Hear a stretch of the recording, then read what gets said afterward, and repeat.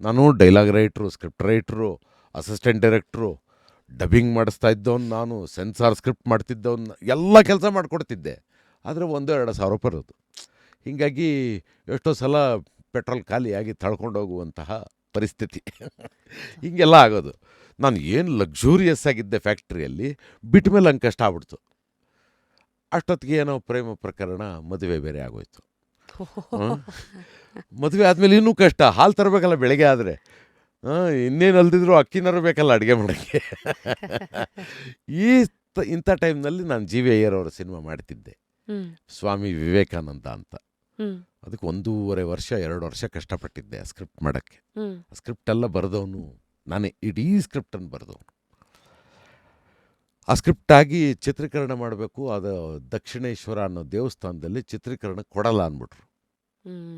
ರಾಮಕೃಷ್ಣ ಪರಮಹಂಸ ಎಲ್ಲಿರ್ತಾ ಇದ್ರೋ ಆ ದೇವಸ್ಥಾನದವರು ಚಿತ್ರೀಕರಣ ಕೊಡಲ್ಲ ಅಂದ್ಬಿಟ್ರು. ಯಾರೋ ಬೇರೆ ಯಾವುದೋ ಸಿನಿಮಾದವ್ರು ತೊಂದರೆ ಕೊಟ್ಟಿದ್ರೇನೋ, ಹಂಗಾಗಿ ಹಂಗೆ ಹೇಳಿದ್ರು. ಸೊ ಅದನ್ನು ಇಡಿಯಾಗಿ ಸೆಟ್ ಹಾಕಬೇಕು ಅಂತಾಯಿತು. ಆ ಸೆಟ್ಟನ್ನು ಬೆಂಗಳೂರಿನಲ್ಲಿ ಕಂಠೀರವ ಸ್ಟುಡಿಯೋದಲ್ಲಿ ನಾನೇ ನಿಂತು ಸೆಟ್ ಹಾಕ್ತಾಯಿದ್ದೆ. ನಾನೇ. ಅದೇ ತಮಾಷೆ, ನೀನು ಹೆಂಗೆ ಕೇಳಿದ್ಯೋ ಹಾಗೆ. ಪಕ್ಕದಲ್ಲಿ ರವಿಚಂದ್ರನ್ ಅವ್ರ ಶೂಟಿಂಗು, ಹಂಸಲೇಖ ಅವರು ಅವತ್ತು ಅಲ್ಲೇ ಕಂಪೋಸ್ ಮಾಡೋಕ್ಕೆ ಬಂದಿದ್ರಂತೆ ಅವ್ರ ಜೊತೆ ಹಾಡನ್ನ.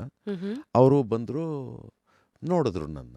ಅವರು ನನಗೆ ರಂಗಭೂಮಿಯಿಂದ ಪರಿಚಯ, ಹಂಸಲೇಖ ಅವರು. ಅವ್ರನ್ನ ರಾಜು ಅಂತಲೇ ಕರೆಯುವಷ್ಟು ಪರಿಚಯ. ಬಂದರು, ಏನೋ ಸುರೇಶ ಏನು ಮಾಡ್ತಿದ್ದೀನಿ? ಸೆಟ್ ಆಗ್ತಾಯಿದ್ದೀನಿ. ನೀನು ಆರ್ಟ್ ಡೈರೆಕ್ಟ್ರ ಅಂದರು. ಅಲ್ಲ, ಮತ್ತು ನಾನು ಅಸಿಸ್ಟೆಂಟ್ ಡೈರೆಕ್ಟ್ರು. ಆರ್ಟ್ ಡೈರೆಕ್ಟ್ರು ಬೆನ್ಮೂಳೆ ಮುರ್ಕೊಂಬಿಟ್ಟಿದ್ದಾರೆ. ಅವ್ರ ಕೆಲಸ ನಾನು ಮಾಡ್ತಿದ್ದೀನಿ. ಓ ಅಂದರು. ಹೋದರು ಅವರು. ಒಂದು 2 hours ಆದಮೇಲೆ ರವಿಚಂದ್ರನ್ ಕರ್ಕೊಂಬಂದರು. ರವಿಚಂದ್ರನ್, ಏನು ಅದ್ಭುತವಾದ ಸೆಟ್ಟು, ಇಡೀ ದೇವಸ್ಥಾನದ ರೆಪ್ಲಿಕಾ, ಹೆಂಗೆ ಅಂತ ಅವರು ಬೆರಗಾಗ್ಬಿಟ್ರು ರವಿಚಂದ್ರನ್ ಅವರು. ಇಂಥ ಕೆಲಸ ಎಲ್ಲ ಮಾಡ್ತಾನೆ ಅವನು, ನೀನು ನಮ್ಮ ಟೀಮಲ್ಲಿ ಕೆಲಸ ಮಾಡಬೇಕಲ್ಲ ಅಂದರು. ನನಗೂ ಹಸಿವಿತ್ತು, ಜೇಬ್ ಖಾಲಿ ಇತ್ತು, ಅವಶ್ಯಕತೆ ಇತ್ತು, ಜೇಬ್ ಖಾಲಿ ಇತ್ತು. ಎಷ್ಟು ಕೊಡ್ತೀರಿ? ಬಂದರೆ ಅಡ್ವಾನ್ಸ್ 5,000 ಕೊಡ್ತೀನೋ. ಅಡ್ವಾನ್ಸೇ 5,000 ಕೊಡ್ತಾರೆ? ಹೌದಾ? ಯೋಚನೆ ಮಾಡಿದೆ, ಎಷ್ಟು ಕೆಲಸ ಇತ್ತು ಅದು. ಈ ಕೆಲಸ ಮುಗಿಬೇಕು, ಸೆಟ್ ಮುಗಿದ ಮೇಲೆ ಬಿಡ್ತೀನಿ ನಾನು ಅನ್ನೋ ಮಾತನ್ನು ಹೇಳಿ ಅವತ್ತೇ ಅವರ ಲೊಕೇಶನ್ಗೆ ಹೋದೆ. ಸೆಟ್ ಕೆಲಸ ನಡೀತಿತ್ತು, ಅವ್ರು ಮಳೆ ಹೊಡಿತಾ ಇರ್ತಾರೆ, ಬರ್ತೀನಿ ಅಂತ ಬಂದೆ. ಅಲ್ಲಿ ಬಂದರೆ ಹಾಡು ಬರೀತಾ ಇದ್ರು, ಕಂಪೋಸ್ ಆಗ್ತಿತ್ತು. ಯಾವ ಸಿನಿಮಾ ಸರ್ ಇದು? ರಸಿಕಾ ಅಂತ ಸಿನಿಮಾ. ಹಾಡು ಕಂಪೋಸ್ ಆಗ್ತಿತ್ತು. ಕಂಪೋಸ್ ಮಾಡಿದ್ರು, ಲೈನ್ ಬರೀಬೇಕಿತ್ತು. ಅವರೊಬ್ಬರೇ ಇದ್ದರು, ಹಂಸಲೇಖ. ರವಿಚಂದ್ರನ್ ಒಳಗಡೆ ಇನ್ಯಾವುದೋ ಹಾಡು ಶೂಟಿಂಗ್ ಮಾಡ್ತಿದ್ರು. ಡಿಶುಮ್ ಡಿಶುಮ್ ಅಂತ ಒಂದು ಹಾಡಿದೆ, ಆ ಹಾಡನ್ನ ಶೂಟಿಂಗ್ ಮಾಡ್ತಾಯಿದ್ರು. ಇಲ್ಲಿ ಇನ್ನೊಂದು ಡ್ಯುಯೆಟ್ ಸಾಂಗು ಕಂಪೋಸ್, ಏನೋ ಬರೀಬೇಕಲ್ಲ. ಇದು ಹಾಡು, ಡ್ಯುಯೆಟ್ ಕಣ ಪ್ರೇಮ, ಅದಕ್ಕೆ ಹಿಂದೆ ಮುಂದೆ ಕಾರಣ ಹೇಳ್ಬೇಡ, ಹುಡುಗ ಹುಡುಗಿ ಇಬ್ಬರು ಇದ್ದಾರೆ, ಮಳೆ ಬರ್ತಿದೆ, ಒಂದು ಹಾಡು ಅಂತ ಏನೋ ಕಂಪೋಸ್ ಮಾಡ್ತಿದ್ರು. ನಾನು ಏನೋ ಒಂದು ಲೈನ್ ಹೇಳಿದೆ, ಸೂಪರ್ ಕಣ ಅಂದರು. ಅದು ಹಾಗೆ ಬಂದ್ಬಿಡ್ತು ಸಿನಿಮಾಲ್ಲಿ. ಅದು ಚಿಟಪಟ ಚಿಟಪಟ ಅಂತ ಹಿಡ್ಕೊಂತ, ಮಳೆಯೋ ಹಿಡ್ಕೊಂತ, ಮಳೆಯೋ ಹಿಡ್ಕೊಂತ ರಿಪಿಟೇಷನ್ ಅವ್ರದ್ದು, ಚಿಟಪಟ ಅಂತ ಹಿಡ್ಕೋತ ನಂದು. ಆಮೇಲೆ ಅದರೊಳಗೆ ಇದು ಬರೋದು, ಅತ್ತ ಜೋರಾಗೂ ಬರೋದು, ಇತ್ತ ಸುಮ್ಮನೂ ಇರೋದು, ಸ್ನಾನ ಆದಂಗೂ ಇರೋದು, ಧ್ಯಾನ ಇದು ಪಕ್ಕ ನನ್ನಂಥವ್ರ ಬ್ರಾಹ್ಮಣರ ಮನೆಯಲ್ಲಿ ಬೆಳೆದ ಹುಡುಗ ಏನು ಬರೀಬೋದು, ಸ್ನಾನ ಮಾಡ್ದಂಗೂ ಇರೋದು, ಧ್ಯಾನ. ಅದು ಒಂದು ಹಾಡಾಗಿ ಬಂತು. ಹಂಗಾಗಿ ಅವರು ತಕ್ಷಣ ಮೊದಲನೇ ಲೈನ್ ಕೊಟ್ಟಿದ್ಯಾ ನೀನು ಅಂತ 500 ರೂಪಾಯಿ ಕೊಟ್ಟರು. ಪಲ್ಲವಿ ಲೈನ್ ಯಾರು ಬರ್ಕೊಡ್ತಾರೋ ಅವ್ರಿಗೆ 500 ರೂಪಾಯಿ ಇದು ಬಹುಮಾನ. ಹಾಗೆ ಒಂದು 500 ರೂಪಾಯಿ ಬಂತು. ಫುಲ್ ಖುಷಿ, ಜೇಬಲ್ ದುಡ್ಡೇ ಇಲ್ಲ, 500 ರೂಪಾಯಿ ಬಂತು ಅಂತ. ಆಮೇಲೆ ಇಂದ ಅವರು, ನೀನು ನಮ್ಮ ಟೀಮ್ ಕೆಲಸ ಮಾಡಲೇಬೇಕು ಅಂತ 5,000 ರೂಪಾಯಿ ಚೆಕ್ಕು ಅವರು ಕೊಟ್ಟರು. ಹೀಗೆ ನಾನು ರವಿಚಂದ್ರನ್ ಅವ್ರ ಟೀಮ್ ಸೇರಿಕೊಂಡೆ. ಅಲ್ಲಿಂದ ಒಂದು 10 ವರ್ಷ ಜರ್ನಿ ರವಿಚಂದ್ರನ್ ಅವ್ರ ಜೊತೆ. ಅದು that was an interesting thing. ರಾತ್ರಿ ಬರೋರು, ಇವತ್ತು ನಾನು ರಾತ್ರಿ ಅಂತೀನಿ, ಅವ್ರು ರಾತ್ರಿ ಎಲ್ಲ ಏನೇನೋ ಕೆಲಸ ಮಾಡಿರೋರು, ಇಸ್ಪಿಟ್ಟು ಎಲ್ಲ ಆಡೋದೆಲ್ಲ. ಬೆಳಗ್ಗೆ ಬರೋರು ನಾವು ಕೂತಿರೋ ಟೀಮ್ಗೆ, ನೆನ್ನೆ ನಾನು ಇಷ್ಟು ಸಂಪಾದಿಸಿದ್ದೀನ, ಈ ದುಡ್ಡಲ್ಲಿ ಸಿನಿಮಾ ಮಾಡಬೇಕು. ಸೀರಿಯಸ್ಲಿ ಹಂಗೇನೆ. ಇಷ್ಟು ಬಂದ್ಬಿಟ್ಟಿದೆ ನನಗೆ, 1.5 ಕೋಟಿ 2 ಕೋಟಿ ಎಲ್ಲ ದುಡಿದ್ಬಿಟ್ರು ಲಾಭ. ಇದ್ರಲ್ಲಿ ನಾನು ಸಿನಿಮಾ ಮಾಡಬೇಕು, ನಾಳೆಯಿಂದ ಸಾಂಗ್ ಕಂಪೋಸಿಂಗು, ಸಾಂಗ್ ಕಂಪೋಸಿಂಗ್ ಆಗುವಾಗಲೂ ಕತೆ ಗೊತ್ತಿರಲ್ಲ. ಸಾಂಗ್ ಕಂಪೋಸಿಂಗ್ ಆಗುತ್ತೆ. ಆಮೇಲೆ ಒಂದು 4 ದಿವಸ ಆದಮೇಲೆ ಇದು ಕತೆ ಅಂತ ಹೇಳೋರು. ಹಾಗೆ ಪುಟ್ನಂಜ ಅನ್ನೋ ಸಿನಿಮಾ ಮಾಡಿದ್ವಿ. That became a super hit.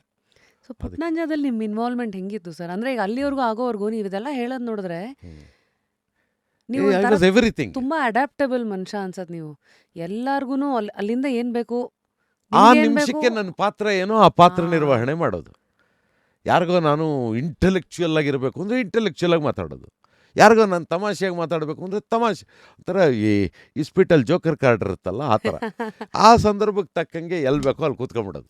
ನೋಡಿ ಅದನ್ನೇ ಅವರು ಹೇಳಿದ್ರಿ. ಈ ಥರದ ಕೆಲಸ ಹಾ. ಹಿಂಗೆ ಕತೆ ಹ್ಮ್ ಸರಿ ಬರೋದು ಏನೋ ಬರದೆ ಒಂದು ಸಿನಾಪ್ಸಿಸ್ ಥರ ಬರದೆ. ನಾನು ಅದು ರೀಮೇಕ್ ಸಿನಿಮಾ ಅಂತ ಕೂಡ ಗೊತ್ತಿಲ್ಲ ನನಗೆ. Puttanja. I wrote the whole film. Hmm original ಸಿನಿಮಾನೇ ನೋಡಿಲ್ಲ ನಾನು. ಮತ್ತೆ ಸೊ ಅದೆಲ್ಲ ಆಗಿ ಸಿನಿಮಾಗೆ ನಾನೇನೋ ಒಂದು ಬರೆದು ಅದು ಅವ್ರಿಗೆ ಇಷ್ಟವಾಗಿ ಅದು ಸೂಪರ್ ಹಿಟ್ಟಾಗಿ 25 ವಾರ ನಡೆದು ತುಂಬ ಒಳ್ಳೆಯ ಸಂಬಳ ಕೂಡ ಕೊಟ್ಟರು ನನಗೆ. ಹಾಗೆ ಆಮೇಲೆ ಎಷ್ಟೋ ದಿವಸ ಆದಮೇಲೆ ಅದು ಸ್ಟೇಟ್ ಅವಾರ್ಡ್ಗೆ ಅಂತ ಹೋದಾಗ ಅದು ರೀಮೇಕ್ ಸಿನಿಮಾ ಅನ್ನೋದು ಗೊತ್ತಾಯ್ತು ನನಗೆ. ಅಲ್ಲಿವರೆಗೂ ಅದು ಯಾವುದೋ ತಮಿಳು ಸಿನಿಮಾದ ಕತೆ ಅಂತ ಕೂಡ ಗೊತ್ತಿರಲಿಲ್ಲ ನನಗೆ. ಅವ್ರ ಸೀನ್ಗಳು ಹೇಳೋರು, ನಾನು ಡೈಲಾಗ್ ಬರೀತಾ ಇದ್ದೆ. ಆ ಸೀನ್ಗಳನ್ನು ಎಲ್ಲಿಂದ ಹೇಳೋರು ಅಂತ ನನಗೂ ಗೊತ್ತಿರಲಿಲ್ಲ. ನಿಮ್ದು ಎಷ್ಟು ಕೆಲಸ, ನೀವು ಅವ್ರೇನು ನನ್ನ ಕೊಡ್ತಾರೋ ಕೆಲಸ ನಾವು ಅದು ಏನಿತ್ತು ಅಂತ ಅದನ್ನು ಚೆನ್ನಾಗಿ ಹಂಗಿದ್ರಿ. ಮಾಡಿಕೊಡ್ತಿದ್ದೆ. ಹ್ಮ್ ಅವ್ರು ಏನು ಹೇಳೋರು ಸೀನ್ನ ಹ್ಮ್ ಅದನ್ನು ಸಂಪೂರ್ಣ ಲೋಕಲೈಸ್ ಮಾಡಿ ಹ್ಮ್ ನಮ್ಮದು ಕನ್ನಡದ್ದು ಅನ್ನೋ ಹಾಗೆ ಬರ್ಕೊಡ್ತಾ ಇದ್ದೆ. ಆಮೇಲೆ ಅವ್ರು ತೆಗಿಯೋರು, ಶೂಟಿಂಗ್ ಮಾಡೋರು. ಶೂಟಿಂಗ್ ಮಾಡುವಾಗ ಅಸಿಸ್ಟೆಂಟ್ ಡೈರೆಕ್ಟ್ರಾಗಿ ಎಲ್ರಿಗೂ ಡೈಲಾಗ್ ಹೇಳ್ಕೊಡೋದು, ಪ್ರಾಪರ್ಟಿ ರೆಡಿ ಮಾಡೋದು. ಅವನು ಇಸ್ಮಾಯಿಲ್ ಅಂತ ಆರ್ಟ್ ಡೈರೆಕ್ಟ್ರು, ಅವ್ನು ದೊಡ್ಡ ಅನುಭವ ಇಲ್ಲದೆ ಇದ್ದವನು. ವೇರಸ್ ನಾನು ಅದರಲ್ಲಿಗೆ ಒಂಚೂರು ಕೃಷಿ ಇದ್ದವನು. ಹ್ಮ್ ಒಬ್ಬ ಆರ್ಟ್ ಡೈರೆಕ್ಟ್ರ್ ಏನು ಮಾಡಬೇಕು ಅಂತ. ಸೊ ಆರ್ಟ್ ಡೈರೆಕ್ಟ್ರ್ ಮಾಡೋ ಕೆಲಸ ಮಾಡಿ, ಕಾಸ್ಟ್ಯೂಮ್ನವರು ಮಾಡೋ ಕೆಲಸನೂ ಮಾಡಿಕೊಟ್ಟು ಎಲ್ರಿಗೂ ಇಡೀ ಸಿನಿಮಾ ಚೆನ್ನಾಗಾಗೋದಕ್ಕೆ, ಒಂದು ಸಿನಿಮಾ ಚೆನ್ನಾಗಾಗೋದಕ್ಕೆ ಏನೇನು ಮಾಡಬಹುದು ಒಬ್ಬ ಹ್ಮ್ ಅದಷ್ಟನ್ನು ಮಾಡ್ತಿದ್ದೆ. ಇನ್ಕ್ಲೂಡಿಂಗ್ ಟೈಟಲ್ ಕಾರ್ಡ್ ಶೂಟಿಂಗ್ ಕೂಡ ನಾನೇ ಮಾಡ್ತಿದ್ದೆ. ಟೈಟಲ್ ಕಾರ್ಡ್ ಶೂಟಿಂಗ್ ಅಂದರೆ ಈ ಅದು ನೀವು ನೋಡ್ಬೋದು. ನೀವು ಆ ಸಿನಿಮಾಲ್ಲಿ ಒಂದು ಡಿಸ್ಕ್ ಹಿಂಗೆ ಬರುತ್ತೆ, ಹಿಂಗೆ ಹೋಗುತ್ತೆ, ಹಾಗೆ ರೋಲ್ ಆಗಿ ಬಂದು ಒಂದು ಡಿಸ್ಕ್ ನಿಂತ್ಕೊಳ್ಳೋದಿದೆಯಲ್ಲ, ಅದೊಂದು ಟೆಕ್ನಾಲಜಿ.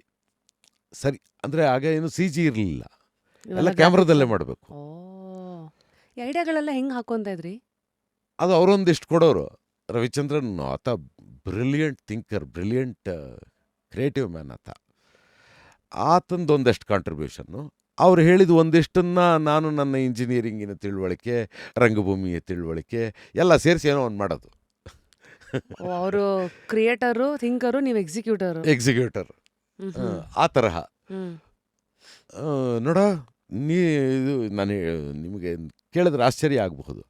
ನೀ ಇದು ಕಣ, ಟೈಟ್ಲಿಂಗ್ ಇರುತ್ತೆ ಕಣ, ಕಲ್ಲು ಬಿದ್ದರೆ ಅದು ಹಿಂಗೆ ಚದ್ರ ಬಿಡ್ಬೇಕು ಕಣ, ನೀರಲ್ಲಿ ಹೋದಂಗೆ ಅಂತ ಅವ್ರು ಹೇಳೋದು. ಸೊ ಅದನ್ನು ಮಾಡಬೇಕಲ್ಲ, ಎಕ್ಸಿಕ್ಯೂಟ್ ಮಾಡೋಕ್ಕೆ ಏನು ಮಾಡಬೇಕು? ಅದಕ್ಕೊಂದು ಪಾತ್ರೆ, ಕರಿ ಪೇಂಟಿಂಗ್ ಹೊಡೆದಿರುವ ಪಾತ್ರೆ, ಅದರ ಪಾತ್ರೆಯ ಒಳಗಡೆ, ಪಾತ್ರೆಯ ಕೆಳಗಡೆ ಗ್ಲಾಸ್ ಥರದಿರುತ್ತೆ. ಅದ್ರ ಮೇಲೆ ಬ್ಲ್ಯಾಕ್ ಪೇಪರ್ ಮೇಲೆ ನಾವೊಂದು ಟೈಟ್ಲ್ ಇಟ್ಟಿರ್ತೀವಿ. ಸೊ ಇದು ಹಿಂಗಿರೋವಾಗ ಇದನ್ನು ಶೂಟ್ ಮಾಡ್ತಾಯಿದ್ರೆ ರಿವರ್ಸಲ್ಲಿ ಶೂಟ್ ಮಾಡೋದು. ಒಂದು 15 ಅಡಿ ಕ್ಯಾಮ್ರಾನ ರೀಲ್ನ ಮುಂದೆ ತಳ್ಳಿಬಿಡೋದು, ಅದು ಉಲ್ಟಾ ತಿರುಗುತ್ತೆ. ಆಮೇಲೆ ಉಲ್ಟಾ ಶೂಟಿಂಗ್ ಅದು ಹಂಗಿರುತ್ತೆ. ಅದ್ರ ಮೇಲೆ ಬಣ್ಣ ಬಿಡೋದು, ಬಣ್ಣ ಹಿಂಗೆ ತುಂಬ್ಕೊಳ್ಳುತ್ತೆ. ಸಿನಿಮಾಲಿ ನೋಡಿದ್ರೆ ಬಣ್ಣ ಸರಿದು ಟೈಟಲ್ ಕಾರ್ಡ್ ಕಾಣಿಸ್ತು ಅನ್ನೋಂಗೆ ಇರುತ್ತೆ. ಸಖತ್.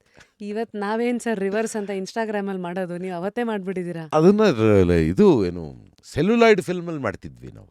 ಡಿಜಿಟಲ್ ಆ ತರಹ ಇದರೊಳಗೆ ಪುಟ್ನಂಜಲ್ಲೂ ಒಂದು ಡಿಸ್ಕ್ ಥರದ್ದು, ಮರದ ಡಿಸ್ಕು, ಅದು ಹಿಂಗೆ ಬರುತ್ತೆ, ನಿಂತ್ಕೊಳ್ಳುತ್ತೆ, ಟೈಟಲ್ ಹೇಳುತ್ತೆ. ಅದು ಆ್ಯಕ್ಚುಲಿ ರಿವರ್ಸ್. ಅದು ದಾರ ಕಟ್ಟಿರ್ತೀವಿ, ಅದಕ್ಕೆ ಹಿಂದೆ ಒಂದು ವೀಲ್ ಕಟ್ಟಿರ್ತೀವಿ, ಹಿಂಗೆ ಎಳೆದ್ರೆ ಸೈ ಅಂತ ಬರುತ್ತದು. ಅದು ಆ ಕಾಲದಲ್ಲಿ ನಾವು ಫಿಸಿಕಲ್ಲಾಗಿ ಮಾಡ್ತಿದ್ವಿ. ಆ ತರಹ ಐಡಿಯಾ ಯಾರೋ ಒಬ್ರು ಕೊಡಬೇಕು, ಐಡಿಯಾ ಕೊಟ್ಟವ್ರು ಅವರು. ಎಕ್ಸಿಕ್ಯೂಟ್ ಮಾಡೋಕ್ಕೆ ನಾನು ಇನ್ನೊಬ್ಬ ನಾಗು ಅಂತಿದ್ದ, ಅವನ ಐಡಿಯಾ ನಾಗು ಅಂತಲೇ ಕರಿತಾ ಇದ್ವಿ.